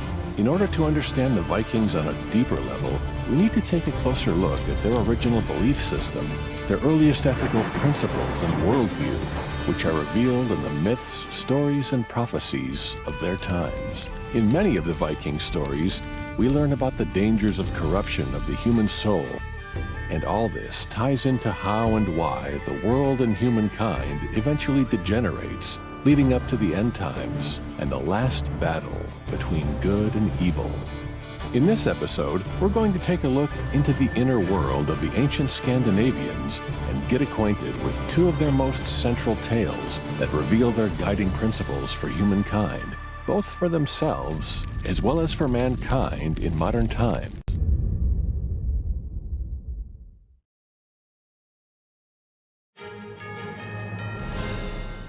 Former President Trump has asked the judge in the hush money case to issue pretrial rulings that would block certain evidence and witness testimony. And in the classified documents case, Special Counsel Jack Smith pushes back on Trump's claims of vindictive prosecution. We turn now to our legal correspondent, Arlene Richards, for more details. Arlene, welcome. Now, let's start with the New York hush money case, for which is set for trial on March 25th. Whose testimony is President Trump trying to block and why? Well, first of all, he's trying to block his former attorney, Michael Cohen, from giving new testimony because he calls him a serial liar. He says that Cohen served some jail time for admittedly lying to Congress, and he gave contradictory testimony during the New York civil fraud trial. He's also the key witness behind the allegations in this case, which centers on Trump falsifying business records to hide the so-called hush money paid to former adult actress Stormy Daniels, whose real name is Stephanie Clifford. Now, he's also trying to block Ms. Clifford's testimony because he says she will likely offer false testimony. In one previous interview, she said she never had an affair with Trump, but then she backtracked on that and said that she did have the affair, but that she lied because she had signed some kind of an agreement to keep quiet. So Trump's attorneys are also saying she made public statements that she intends to offer false testimony, and they are also asking the judge to block testimony from a former doorman and a former Playboy model. Wow, incredible. Arlene, so what are Trump's attorneys saying about the prosecution? So in terms of the prosecution, they're accusing them of planning to put forward improper arguments and what they call inadmissible evidence. So they're saying they're trying to do this in order to bolster their, quote, listless zombie case and interfere in the upcoming presidential election. So he wants to block the prosecution from characterizing this case as an attempt to improperly influence the 2016 election. And what that means is that they're saying the prosecution wants to establish that Trump wanted to prevent bad publicity about himself during the 2016 campaign, which would amount to an attempt to commit fraud. So they're saying there's no true argument of any basis of fact in that. Right, and just switching gears a bit to the classified documents case, Special Counsel Jack Smith pushes back on Trump's claims that he's not handing over documents. What's his reply to that? So he says that the attorneys have been, going back and forth for some time now over these millions of pages of documents and months of video that the defense claims have not been handed over. And he says that they don't have to respond to this. He says that the evidence that the defense wants is beyond what he is required to give them, and that they didn't have some of the materials the defense was asking for. So the prosecution recently did hand over a few thousand pages, but we will have to see if the judge will make him turn over even more. Fascinating. Arlene Richards, legal correspondent, thank you so much for your insight. Thank you. Yeah, thanks, Arlene.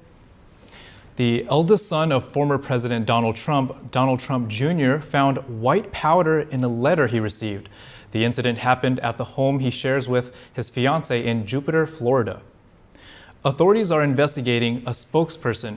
A spokesperson for Trump Jr. said test results didn't determine what the powder is exactly, but it's believed to not be deadly. In 2018, a letter addressed to Trump Jr. contained a suspicious substance that turned out to be non-deadly. The recent murder of 22-year-old nursing student Laken Hope Riley is prompting reactions from top leaders. Trump has promised to seal the border on day one if he's reelected. And President Biden says anyone who's found guilty of a crime in the U.S. should face the full force of the law. And an illegal immigrant from Venezuela, Jose Antonio Ibarra, was arrested in connection with the death of Riley on February 23rd. That's the day after her body was found on the University of Georgia campus. Trump wrote on Truth Social Monday that he'll begin the largest deportation operation of illegal criminals in American history when elected president. The White House issued a statement extending condolences to the family and loved ones of Riley. San Francisco police could soon be flying drones as part of their emergency response. City residents will have to vote on a controversial measure in March to authorize their use. NTD's Andrew Thomas has the latest. California-based drone manufacturer Skydio has contracts with more than 300 public safety agencies in the U.S. Fritz Reber is a former police captain and the head of public safety integration. The drones that public safety use, they're not weaponized, they're generally smaller, they're equipped with cameras and other sensors that just give public safety and first responder an idea of what's happening on a scene. And so they're really a way to just a tool. Skydio provides drones that can be launched from docking stations. They can be piloted from police headquarters as well as patrol cars. You have a lot of screens because some of your screens are going to have different map information, airspace deconfliction software. You might have body-worn cameras feeding video feeds in, video feeds from CCTV. All of that information gets gathered together into a real-time crime center. But voters will have to approve the Safer San Francisco ballot measure first. The proposal would authorize the use of more technology in a city that has shied away from it due to privacy concerns. But Mayor London Breed is betting that disgruntled citizens will vote for the measure amid surging crime. So I get that people are concerned about privacy rights and other things, and technology is all around us. San Francisco is the artificial intelligence capital of the world. I mean, we have the top 8 of 20 of the top 20 companies in the world right here in San Francisco. So it's coming whether we want it to or not. Critics of the proposal say the measure could lead to unintended consequences. The American Civil Liberties Union of Northern California is against the measure. The ACLU of Northern California opposes Proposition E because it would reduce transparency into police use of force. It would authorize the expansion of surveillance systems by the police department, and it would overall just reduce accountability into the way that police interact with the community. San Francisco residents will vote on the measure in March. Andrew Thomas, NTD News. California Governor Gavin Newsom is facing another recall from conservative activists. This after he fought off attempts to remove him from office in 2021. A citizen-led group served the governor with recall documents on Monday. Organizers are currently seeking 1.5 million signatures needed to qualify their effort for the statewide ballot. The attempt is being led by Rescue California. The group says Newsom has abandoned his state to advance his presidential ambitions.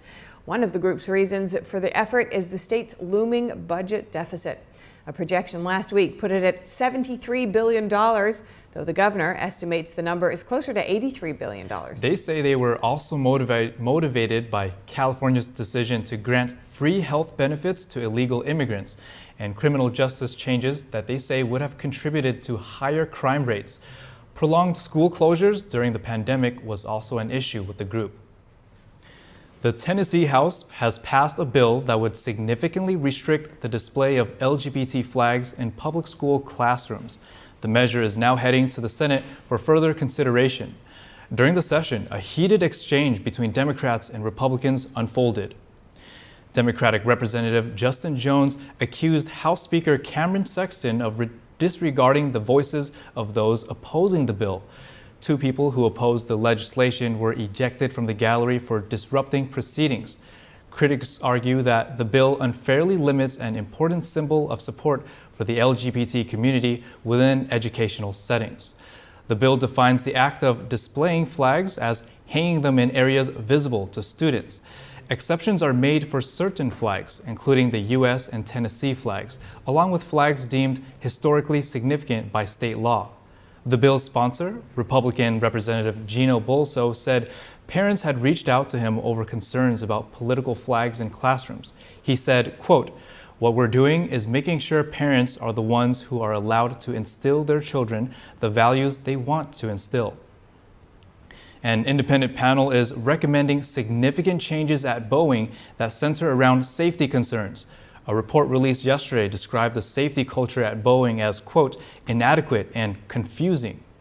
The review panel conducted more than 250 interviews and reviewed more than 4,000 pages of documents. The report found employees did not understand their role in safety and feared retaliation for raising safety-related concerns. The panel is made up of Federal Aviation Administration officials and representatives from airlines, labor unions, and safety units at other aerospace companies. It was formed after Boeing's deadly 737 MAX crashes in 2018 and 2019. It was not a response to a January incident when a door plug blew out of a Boeing 737 MAX 9 jet during flight. Boeing released a statement saying the company has taken important steps to foster a safety culture, but officials admit they have more work to do. And the U.S. seized more than $143 million worth of cocaine in the eastern Pacific Ocean. The Coast Guard says a helicopter crew spotted a suspicious vessel during its 2-month counter-narcotics patrol in the region. The boat was outfitted with high-performance outboard engines. It didn't respond to the Coast Guard's calls to stop. The helicopter disabled the engines as the suspected smugglers threw bales of cocaine into the water. A small Coast Guard boat recovered the drugs, totaling 11,000 pounds. Many are still feeling the aftermath of the January 6th Capitol breach. It was the main topic of discussion at a panel hosted by the Epoch Times at CPAC, one of the largest yearly gatherings of conservatives. NTD's Jack Bradley was at the event over the weekend. It was very eye-opening. I didn't realize the extent of all of the, not only the incarcerations, but the individuals that have been arrested. A lot of people do not realize what happened, even though, like they said, that they showed the video of Roseanne Boylan as his testimony, and the D.C. jury just doesn't care. And it's incredibly necessary that we have people like these people from the Epoch Times, these attorneys, these specialists, and these families that are willing to speak up and to fight back against what's happening. We had the attorney angle, we had the FBI whistleblower angle, we had Kash Patel, and then we had the family aspect of it. But ultimately, we had the investigative journalist on the panel that has shed light on the atrocities surrounding January 6th. It amazes me even now how many people are still in the dark about how many January 6ers are still sitting in jail that haven't even been convicted of a crime. When I speak about this at the many engagements that I go to, they look at me like in total disbelief. It's because our media isn't reporting on it. It's not reporting on it enough. Epoch Times is wonderful. They are constantly putting news out there about the January 6ers. It can be a fearful time. I mean, I live that firsthand. Almost every day I think is today the day. Or every night when I go to bed is tomorrow the morning an FBI SWAT team like I used to be on. Is that the morning they're going to come kick my door in. But even amongst that fear, you have to do what is right. Now let's take a look at a bit of that panel discussion that was going on earlier. Take a look. I was kind of stunned by this. He said, the Epoch Times stands for vulnerable people. Okay, vulnerable people of other sorts. And he said, I wasn't totally sure about you guys until you decided to tackle January 6th. Because this was one of these issues that, you're really not allowed to go there. The president acted preemptively. Now the documents are out. Mayor Bowser's letter shows her in writing refusing the National Guard. Nancy Pelosi's Capitol Police timeline and her chief of police reported in black and white ink that she declined the authority of the National Guard. There's been no effort to examine the law enforcement response to the arrival of the crowd and what could have been done better or what was done wrong. No. The politicians need to know that this is not a losing issue, that people care about this and they want to see the truth win out. And maybe that will bring courage to more of them. But have hope, because there are investigations going on, and you will be hearing about more of them in the near future. The Epoch Times' original documentary, The Real Story of January 6th, is on Epoch TV. For full subscribers, check it out right now. Coming up, the U.S. and allies are considering what to do with frozen Russian assets. Find out more about Treasury Secretary Yellen's proposals. China's ousted Foreign Minister Qin Gang officially steps down after an absence from public view beginning last year. What we know about his resignation and mysterious disappearance. We'll have the details soon when we return.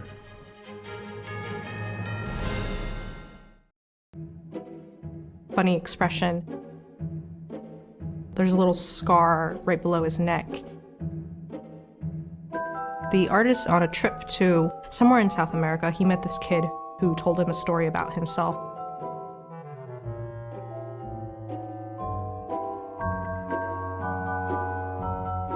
The technique is really good. As you'll see, like in the foreground, there's water on his face. The texture is so realistic, but then sort of in the back, you have these washed out colors, almost sort of fantasy feel. The whole of the picture is very balanced, and you still get that sense of harmony and warm light from it. The artist, he was really moved by the child's spirit. The child's from the slums, and so he looks around and he sees people who either get into drugs or they get into gangs, and he doesn't want that for himself. So he was telling this artist about how he's going to make a better life for himself. The immense spirit and determination that the kid had really stuck with the guy, so that's why he painted such a large portrait of the child. Many of us have been child fighters. But this little kid learned to defend himself in his own way. It's a great sacrifice that way. And so this is another form of strength, another form of endurance. We are capable of much more than we think. These children amaze us.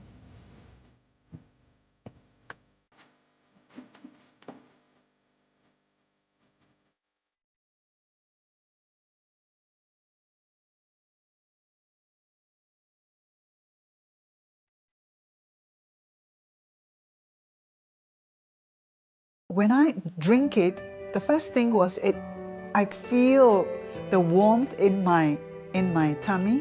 It's kind of like gently radiating out, a kind of a very comforting warmth.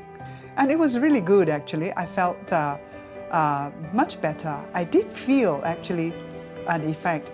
And I find that it is actually better when I take it regularly. It's actually steamed and dried 9 times. And so it's really, the essence is really extracted. Then a second time, I tried it really like on an empty stomach and just 2 teaspoons of it, and over a few times.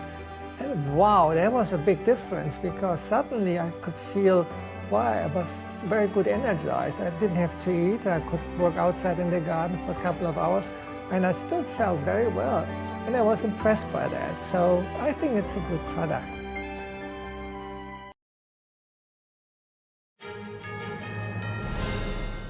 The U.S. and allies are evaluating different options to deal with Russian frozen assets.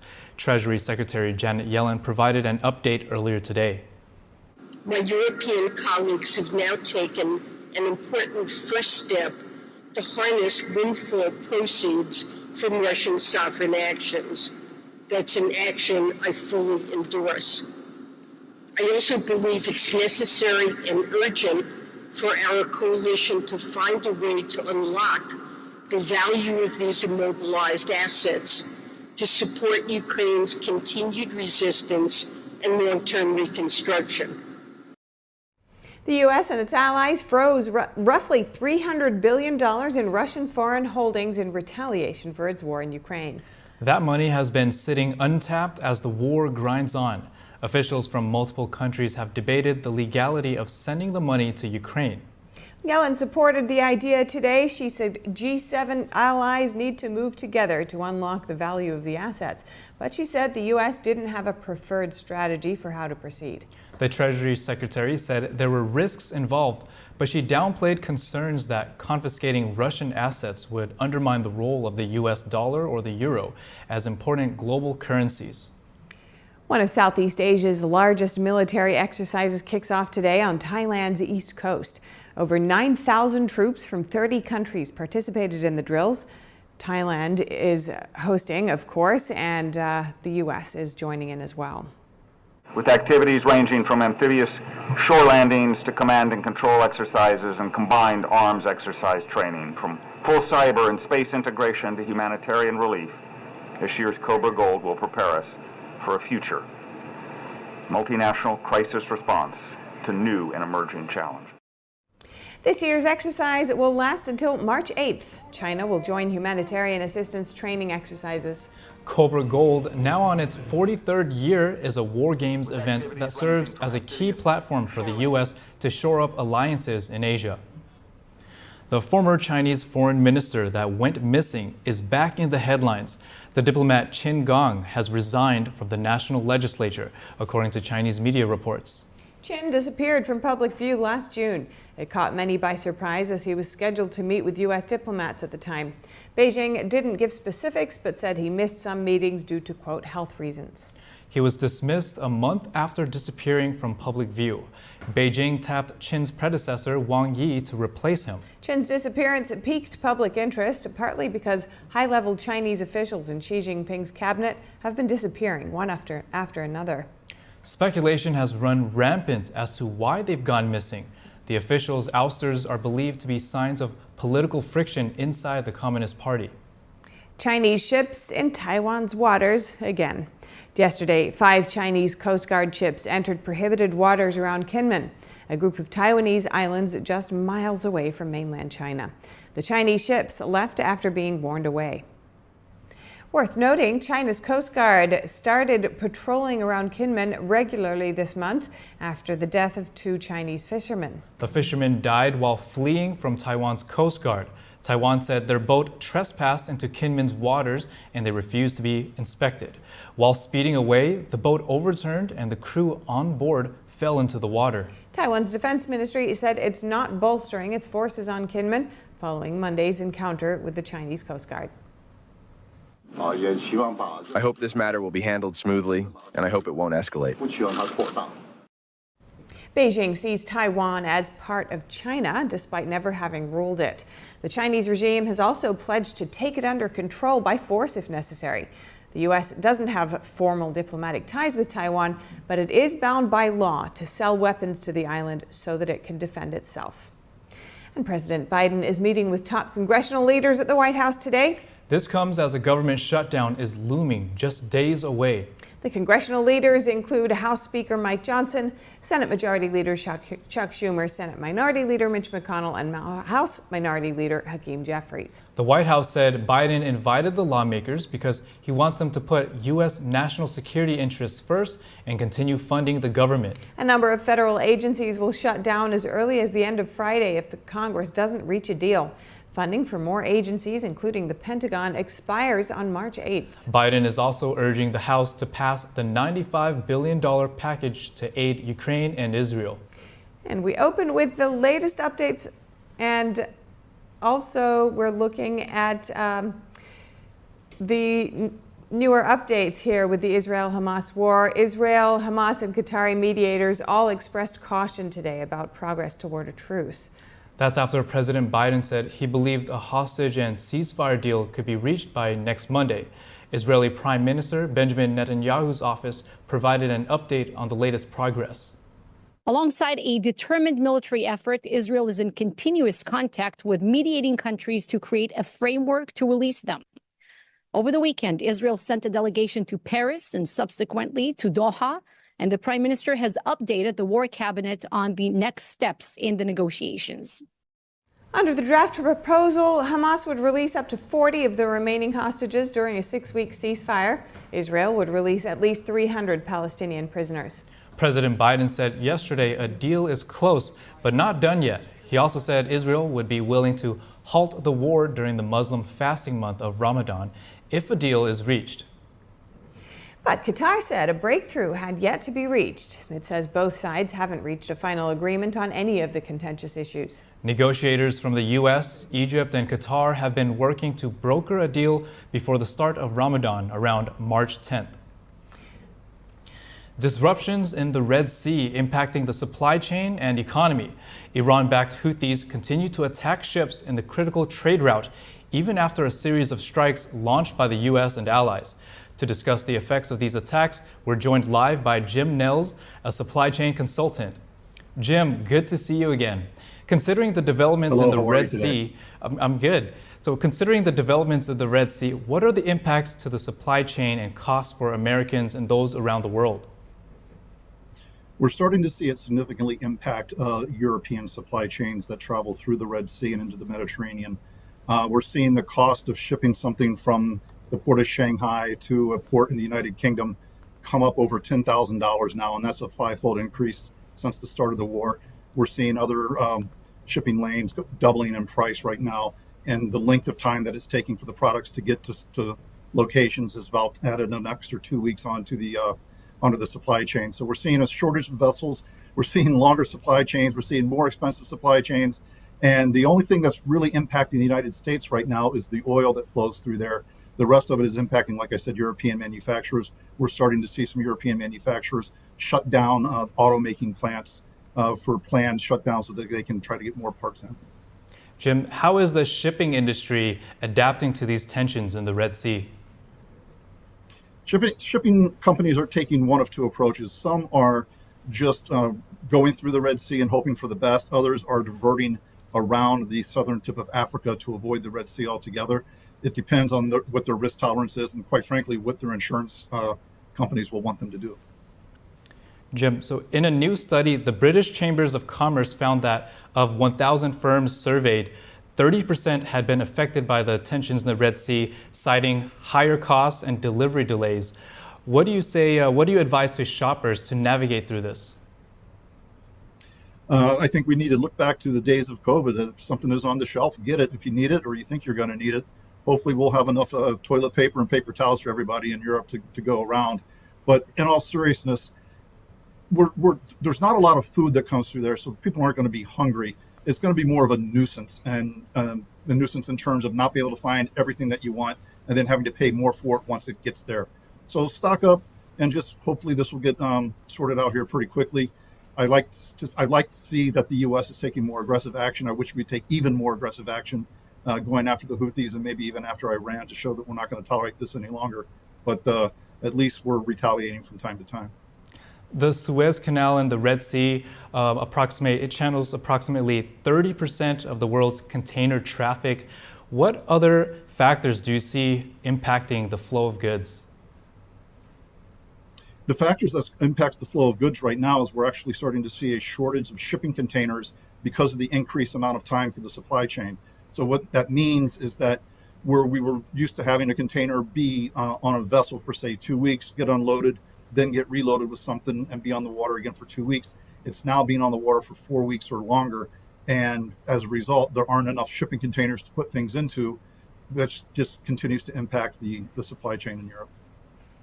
Now, earlier I said 30% of the firms in the survey. That number is actually 37%. Now, lastly, when can we expect the full impact of this on our wallets, and when will it ease? Well, it eases once we finally put the Houthis out of business and take away their ability to launch weapons at commercial shipping in the Red Sea. When is it going to impact us? It's impacting us now. It's impacting us in the freight rates, which means it's going to impact us in the cost of goods that we have to buy. It just continues to steamroll. Like I said earlier, though, the one good thing is that it's really not impacting food prices yet. And I think that's going to be the next thing to happen as grain no longer will travel through the Red Sea. All right, Jim Nels, supply chain consultant, thank you so much for your insight. Coming up, the wish to help a sick horse transforms a riding stable into an animal sanctuary. Hear how Sally the horse rewarded the kindness bite, attracting visitors with her special talent. The highest art is beautiful, breathtaking, timeless, and moving. Experience art with 5,000 years of history, inspired by the divine. Experience Shin I go by Jackie. I'm 44 years old. I had 3 kids at the time and single mother. I was working 60 hours a week. Still couldn't pay the bills. Skipped meals so that they could eat. It's been hard because one thing falls into place, 10 things fall out of place. You know, I just can't do this alone and make it work. 1 in 5 children face hunger in America, and food costs are rising. But everyone needs nourishing food to thrive, and they can when we work together so our neighbors can feed their families. Call or go online right now to join Feeding America with your gift of just $19 a month, only 63 cents a day. Together, thanks to a nationwide network of food banks, dedicated volunteers, and the monthly support of people like you, we can fill plates with nutritious food for families across America. One day my mother came over to my house and said, "There's a meeting at the pantry." I said, "Okay," and I went. There were some ladies in there. They were from the food bank. They asked several questions. Some of those were about me and my story, but it helped me to open up a little bit. We're getting closer to the day when no one in America faces hunger, but we can't do it without you. Call or go online now. Visit helpfeedingamerica.org and give $19 a month, just 63 cents a day. 98% of donations go directly to help millions of people facing hunger, from coast to coast and in your own community. And when you give by credit card, we'll send you this exclusive canvas grocery bag to show you are a part of a movement of supporters working together to help end hunger. I have people that I can trust. I have hope. Please call now or make your monthly donation at helpfeedingamerica.org. Working together, we can end hunger in America. These are all farmers. Maybe no, not there's this not a one. farm anymore. But here's a farm, right? No, there's also not a farm anymore. All these people shut down because of the government policies? Yeah. The government wants to control the food. So we don't eat meat, but we eat insects. As the price of staples goes through the roof, people will say, "I can't afford a steak anymore." So, all right, I'll eat your stupid crickets.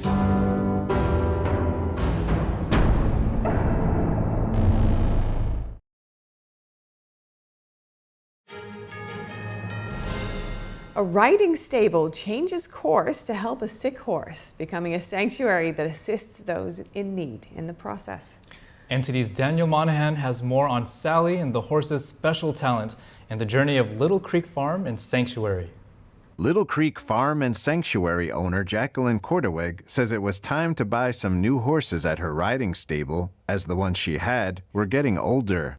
But when a sick horse arrived that no one wanted, she decided to keep her. So she became recertified to help people using equine therapy and turned the riding stable into a sanctuary.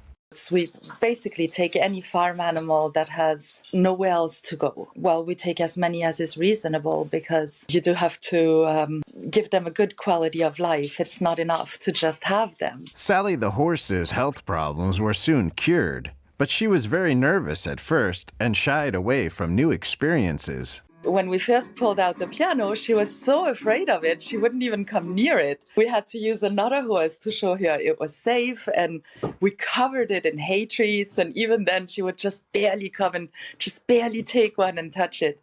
And then over only 4 times, she became really very good at it and hardly ever looking for a treat. She was really doing it for her own enjoyment, and that was fantastic. Sally has even become a horse virtuoso of sorts, composing her own melody. So she rubs her nose from side to side, but she also has a sequence of notes that she repeats. Now, of course, it could be a movement that she's repeating. A horse's nose is very, very tactile. We slowed it right down, and it is repetitive, and she definitely prefers the high notes. So it's very interesting. It's almost like her nose has fingers, and she's using them. Sally's piano playing has become quite an attraction, going viral on social media. That helped the sanctuary heal other animals in need.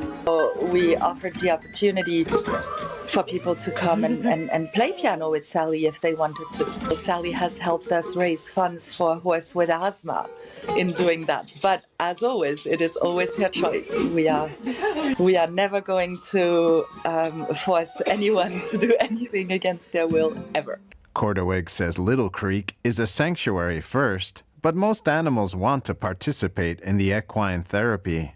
Well, you know, occasionally there's a grouchy old one that says no, but then the one next to them just says, okay, well, I'll do it. I'll come, I'll help. And it's much more groundwork. There's very little riding now. Little Creek Farm and Sanctuary is located in Ontario, Canada. It offers various equine therapy programs. One program is for siblings of non-verbal or minimally verbal children. The therapy helps them better relate to and include their nonverbal siblings. Daniel Monahan, NTD News. And that's all for today's news. Thank you for tuning in. Feel free to reach out to us with news tips or feedback at news.today@ntd.com. We'll be back with more stories tomorrow.